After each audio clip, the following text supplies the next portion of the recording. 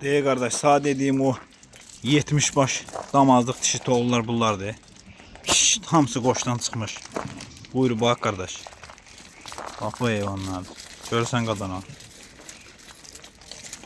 70 baş heyvandır bax belə qardaş. Hamısı birə-bir qoşdan çıxır. Bax belə tam ətraflı çəkirəm bax qardaş. Heyvanlar bunlar. Görürsən qadana. 70 baş heyvan. Hamısı birə-bir qoşdan çıxır əziz qardaş.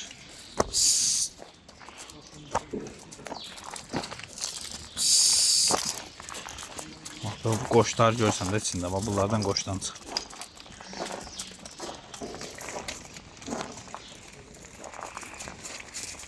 Yetmiş baş heyvandır qardaş. Bax qadana. Ünvanımız da Beyləqan rayonu.